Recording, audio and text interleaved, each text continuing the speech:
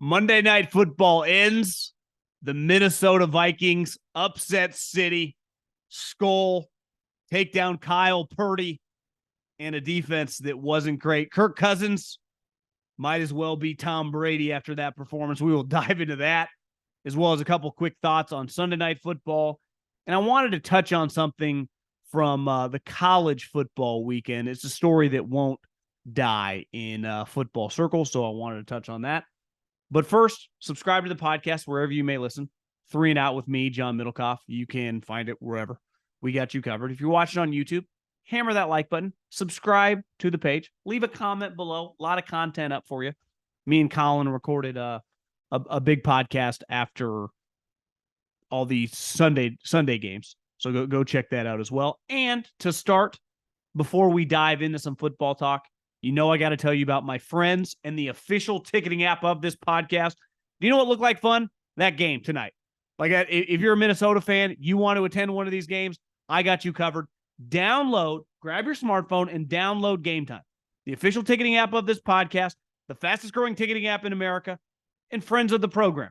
And when you sign up for a pair of tickets, because they got interactive ticketing maps you can pick based on price points, very, very easy to use.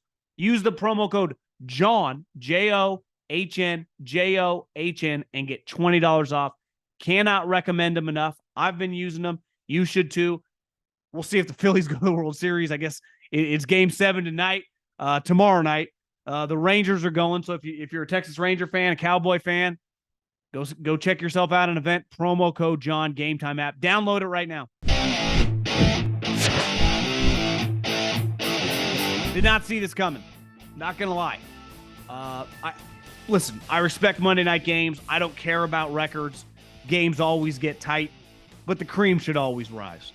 And the Minnesota Vikings missing their best player, one of their better players of the last several decades, on the sideline. The Niners coming off a loss. You just expect the 49ers to find a way to win. Even as the game started weird, you're like, no way the Niners are going to lose. And then, Purdy throws a second interception, 22-17. Let's start with the Niners. Let's start with the quarterback. This is why in this job, you have a take and you're kind of writing it down. You're getting your angle ready. And my take was going to be, listen, if you're watching Brock Purdy and you can't see that he's a good player, I can't help you. And then he throws the worst pick of his career, which at the time was the second pick of his career. Coming into tonight, since he's been starting toward the end of last year, all through this season, he has 1 career interception. And that pick, the first pick of the game that he threw in the second half, was atrocious. And to me, that ultimately lost them the game. They ended up getting the ball back on Minnesota's missed field goal. But, and Troy even hit on this, a lot of Brock's game is anticipation, is timing, is throwing guys open. Well, part of that, when you throw it to the middle of the field and no one's there, it came back to bite him in the ass. Because I thought for the most part, before that throw, he was really good tonight. But in a game that's a tight game, a turnover can lose you the game. And they had already had one early in the game after they got a pick on Kirk Cousins when Christian McCaffrey. So you lose the turnover battle. I mean, coaches have been saying this before I was born. You're going to lose a lot of games. So that Brock Purdy first interception was devastating. The second one, little desperation, not ideal, but I mean, you got no timeouts. Just a problem. I mean, Purdy, bottom line, he is not good enough right now to turn the ball over when they're in a tight game. There was a play where he made some great plays with his legs, sneaky athlete. He's kind of a little playmaker. But that pick, man, was devastating. It really was. And to me, that was the game. That was the moment where the Niners were in major trouble, given that their defense under Steve Wilks, like, let's be real. DeMeco Ryans is, a stud head coach, but he was an all-world defensive coordinator. This team leaned on their defense the last 2 years, and it carried them. I got news for you. They don't look the same. They're not bad. We're not watching some bottom 5 NFL defense. This ain't the Raiders, but this is not the same defense currently as the group we've seen the last couple years. I'll give Cousins his flowers in a minute, but at one point in time, going into the last drive, they were like 70% on third down. They were 7 of 10, and coming into the game, they were under 40%. So to get shredded like that, and to me, obviously Cousins was making some plays, but Kevin O'Connell just calling plays left and right against Steve Wilkes like he had no clue what was coming. Listen, the screen game got the 49ers last week against the Browns. They got shredded with the screens because they're very aggressive. Their defensive linemen, one gap, get up the field, chase the quarterback, and their two linebackers are two of the hardest hitting linebackers in the league, but both guys can just run upfield, and you can take advantage. Now, Fred is such a good player. He can do a 360, chase you down, but you can get them on those plays and constantly tonight. And listen, defensive coordinators in this league are all making $2-3 million. Steve Wilkes was a guy who we thought might get the Carolina Panthers head coaching job, and they gave it to Frank instead. Kyle was very excited to get him.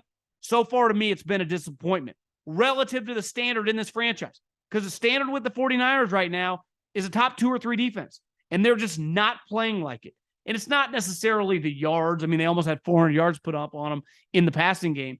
It's just the key plays, situational football. They're not making plays, and their guys really aren't in position to make plays. And then when they are, they're not coming through. So tonight, they absolutely got shredded, and big picture, it's a problem. If their defense is not going to be elite, obviously Debo comes back, Trent Williams come back, their offense will be fine. But they got to be an elite defense to be a Super Bowl contender. They just do. I mean, that's just a fact. For them to be as good as the Eagles, their defense has to be better than we saw tonight. That's not going to get it done. That's not going to get it done against A.J. Brown, Swift, Goddard, Devontae Smith, because that's who the Niners are comparing themselves to, right? We saw them play the Cowboys. Curb stomped them, right? And so it's going to be, how do you beat the Eagles? And this team right now, even with the Eagles being a little weird, in terms of their quarterback play, I thought tonight was pretty embarrassing. It really was. It's one thing to come out slow on the road Monday night. Okay, Vikings Super Bowl. It's another thing to lose the game and lose the game like they did. 17 points, your defense. I mean, I know the Vikings only scored 22, but if you watch the game, it felt more like they scored fucking 40. The Niners could not stop them all night. And to me, in this league, this is not college. It's not about the Jimmies and the Joes. The Niners have the Jimmies and the Joes. They have elite players, highest paid defensive linemen, the 2 best linebacking duo, a stud corner. It's about a chess match. The reason a lot of coaches can't hang in the league, because it's all about chess. Like Urban Meyer got laughed out of the NFL. Motivation, it's not about that bullshit. It's about playing chess. And Steve Wilkes right now, back-to-back weeks overmatched. Not good enough. He's got to improve. And he's got Jamar Chase and Joe Burrow rolling into town in about 6 days. So buckle up, buddy. Minnesota. About halfway through the game, I was thinking they have themselves a major problem. And it's the quarterback. And not a problem where the guy can't play. The problem where Kirk Cousins is good. Obviously tonight in prime time, I know he's thrown more touchdowns in a game, but 35 of 45 in that environment with that pressure playing this team, he was fucking brilliant. He was incredible. And he's going to be a free agent. I hit the Google machine mid-game. Something about the date that his contract ends. I read this Florio article. They can't franchise him. A franchise tag. He doesn't have in his contract that he's unfranchisable. It's the date in which his contract. I don't know, Florio, I couldn't quite figure it out. TV was going. I'm like, I don't have time to break this all down. I just know the Vikings can't franchise tag him. So they either have to extend him, which clearly they're not into. They're just going to let him walk. Now, maybe they're thinking, and they look around the league like, who are we really going to bid against? Because right now, Cousins just signed a 3-year, $84 million contract, several years ago. He's been used to making about $35 million a year. Would he sign a $60 million fully guaranteed? Is someone giving him more? I just know Minnesota can't upgrade at that position. Now, I understand they want to clear their books. All that stuff sounds great in theory. Even in reality, it makes a lot of sense. Quarterback league, and you got a really good one who knows your offense, can function in your offense, and excel in your offense. No one is arguing that he's, ever going to be a top 5 quarterback. That ship has sailed. He's a fringe top 10 guy, but he's pretty darn good. And he's good enough where I just don't see, you keep your fingers crossed in the draft, and he's good enough where you're going to end up winning 6-7 games, so it's not even like you're going to draft that high. I think they got a quarterback problem, and I would just try to extend him. Now, maybe hit the free agent market. You get some teams desperate, like in Atlanta, Hell, maybe Green Bay. I mean, there are going to be teams around the NFL that are going to need quarterbacks. So it's not like people wouldn't want his services. He's too good of a player. But if I'm Minnesota, I have a really hard time just not keeping him as my quarterback. Now, am I paying him $50 million a year? Of course not. But do I try to do some sort of 2-year deal, guarantee every penny, and maybe get that average a little lower? That's what I would be shooting for. But how many guys have 35 and 45 for almost 400 yards against the 49ers? He shredded them. He looked like Peyton Manning or Tom Brady tonight. I don't even think I'm being like, hyperbolic. That was as dominant as I've ever seen him against a really good team. Especially, we've talked forever about primetime Kirk, bright lights Kirk, shriveling a little bit. He looked damn good to me. And listen, I know this is the upper echelon. I mean, we saw last year in the playoffs on 4th down, him dumping the ball. I'm not claiming he's a perfect player. I'm not claiming that he's some star, but I just don't see how the Vikings even come close to matching his production, let alone upgrading him in the draft. I don't even think it's possible. So good luck, Minnesota. Props to Kevin O'Connell, who absolutely worked the 49ers coaching staff tonight. Well-earned victory. NBA fans, the wait is over. Basketball is back, and DraftKings Sportsbook, an official sports betting partner of the NBA, is celebrating with an unbeatable offer. New customers can score $200 instantly in bonus bets for throwing down $5 on the NBA. Win or lose, it doesn't matter. You'll start the season with an instant dub. And with DraftKings parlays, everyone's got a shot at even bigger basketball wins. String together multiple bets from the same game or build your parlay across multiple games for a shot at making your payday even sweeter. Basketball's more fun when you're in on the action. Download the DraftKings Sportsbook app now and use code JOHN. New customers can get $200 in bonus bets instantly for betting just $5. Only on DraftKings Sportsbook with code JOHN. The crown is yours. Sunday night. Let's start with Philly. On a bright note, I thought shoved around Miami. The eye test, they're on a completely different level. And they should be. I mean, that roster right now, they're damn healthy. Feels like the best roster in the NFL. Like they now are the clear 1 seed with the Niners losing a second game, now playing the Bengals this week. Eagles got to feel pretty good about themselves because they get home field advantage again. I mean, a lot of people in Philly are going to be thinking World Series champs, back to the Super Bowl, let's rock and roll. The one negative, which I don't think is really debatable right now, I like Jalen. I root for Jalen. Jalen stands for everything I like in a player. Coachable, tough, not afraid of criticism, is quick to take accountability when he screws up. But just in a vacuum, the way he's playing relative to last year, the reason they gave him all this money is because they saw last year, and you just assume he's going to keep playing like that. Obviously, you remove the offensive coordinator. You never know, but you still hope that the high-level play is going to continue. And right now, he's still a great playmaker. He's awesome outside the tackle box. His go route, the ball that he hit to A.J. Brown, he throws a beautiful ball down the field. But right now, as a pocket passer, I don't even think you could argue that he doesn't really look right. He doesn't look comfortable, whether that's Brian Johnson. Listen, the head coach is an offensive guy. I know he's not calling the plays. They got to figure that out because if they could just get him comfortable, they're clearly right now, top to bottom, the best team in the NFL, but he's a little off. And if that's your biggest issue, knowing a guy that will grind his ass off, do everything humanly possible to fix it, I feel pretty good because defensively, they got players everywhere. The volumes, Darius Slay, always making plays. The rookies making plays. Hassan Reddick's coming on. Obviously, A.J. Brown looks like George Kittle and Deebo Samuel had a baby. Just a freak show. DeAndre Swift, classic Howie Roseman. Another classic Howie Roseman today. They're 6-1. They look headed back toward an NFC championship game. What does he do? Trades for one of the better safeties in the league. Guys getting a little older in age from the Tennessee Titans. But you go, oh, what'd they give up for the Titan star safety? Oh, 5th, the 6th, and just a random player that isn't very good that they didn't like. And Howie Roseman, listen, when I worked for him, nothing has changed in terms of his mindset. Aggressive, aggressive, aggressive. Are they done? Doubt it. If there's something else available that they view a move that can upgrade their team, he'll do it because that's what he always does. Listen, when they win, when they have success, the intensity in that building just increases. It's not like they're just chilling and having a good time. So I'd expect the Eagles to keep pushing all their chips in the middle of the table. Tonight was a good night for them with the 49ers losing, and the rich get richer. And I would doubt, I'm not saying the Eagles will make another trade, but he's definitely going to be on the phone for the next week. I will promise you that. And on Miami, listen, they're better than last year. They've improved their defensive coaching staff by just adding Vic Fangio, but they're not nearly good enough to be a factor in the AFC. They're not physical enough. They're not good enough outdoors. And if Tyreek doesn't just go Jerry Rice meets Terrell Owens meets Randy Moss, they're just not going to win.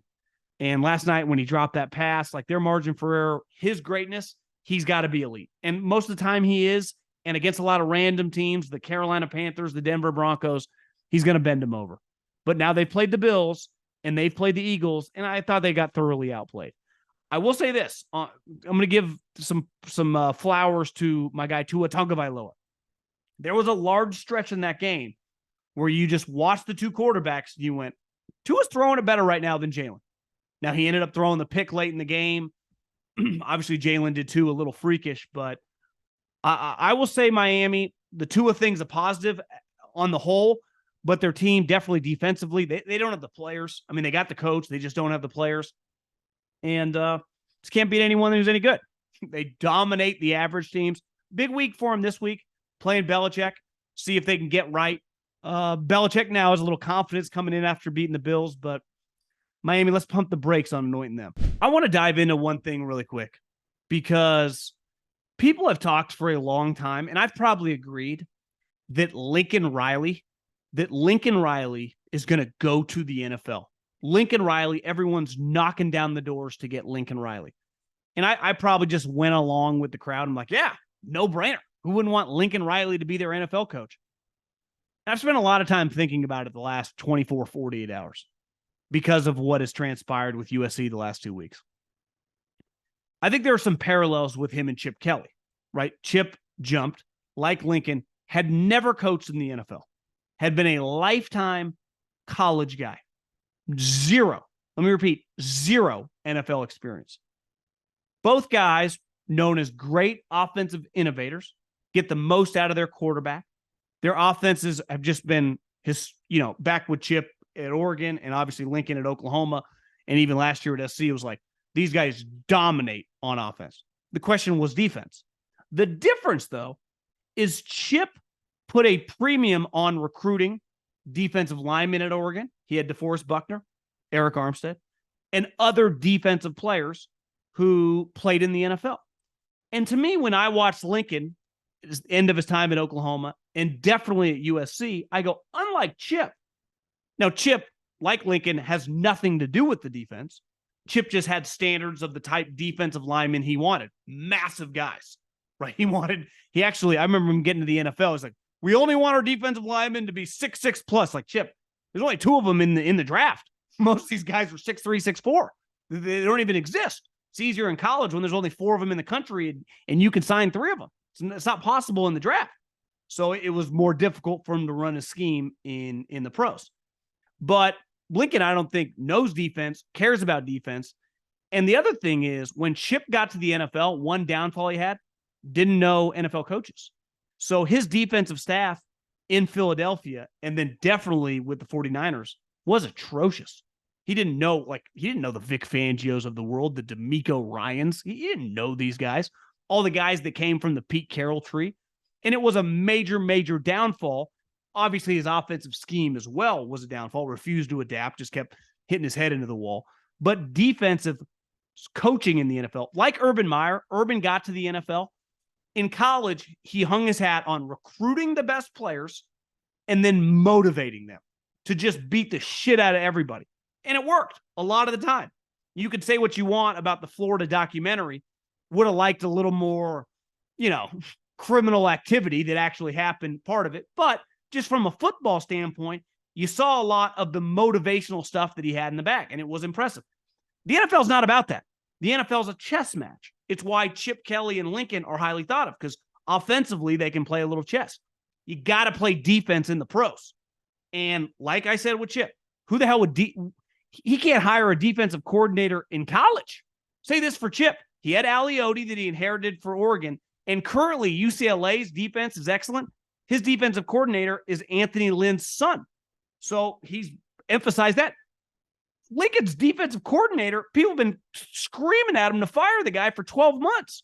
So this notion that Lincoln is some lock NFL coach, one, to just teams are going to want him, and two, that he would have success, to me feels a little far-fetched. Again, zero NFL experience, zero coaches that he would know on defense that you would feel comfortable like, oh, he just hired that guy to be his defensive coordinator.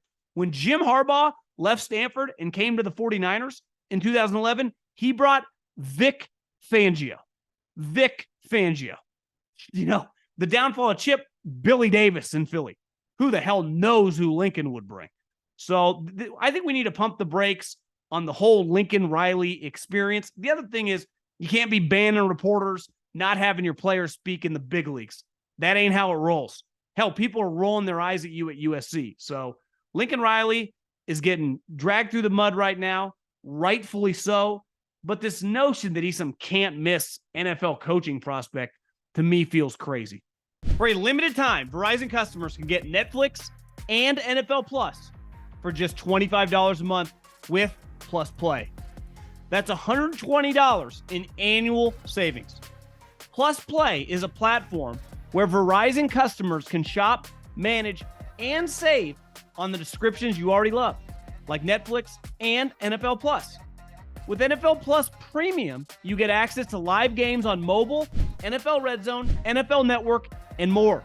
Just go to Verizon.com/plusplay to bundle and save on Netflix and NFL Plus today for a limited time only.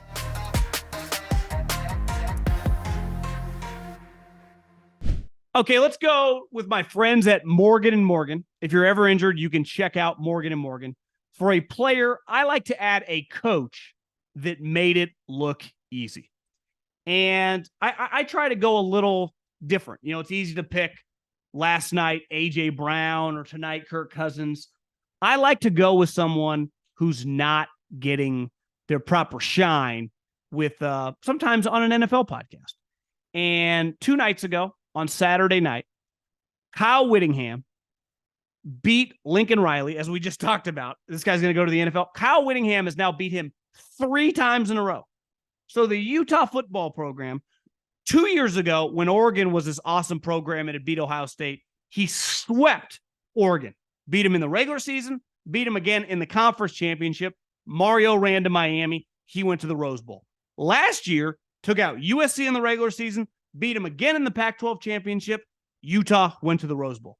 This year, everyone's like, Caleb, Lincoln, lot to prove at home, Coliseum. What does Kyle Whittingham do? He takes a pig farmer, his third-string quarterback. He takes a linebacker/safety, moves him to running back, and he goes into the Coliseum, hollowed ground, Heritage Hall. I've been there before. You walk in, you got Heisman trophies all over the place, and he beat him. 3 straight times he has beat the USC Trojans. Kyle Whittingham, Utah, will be the heavy favorites next year, rolling into the Big 12, especially with Texas and Oklahoma leaving the conference. So props to Kyle Whittingham, who just owns the big program. So making it look easy. Kyle Whittingham, Morgan & Morgan. If you're ever injured, check out Morgan & Morgan. Their fee is free unless they win. For more information, go to forthepeople.com/John or dial #law 529 from your cell. That's forthepeople.com/John or #law 529 from your cell. This is a paid advertisement.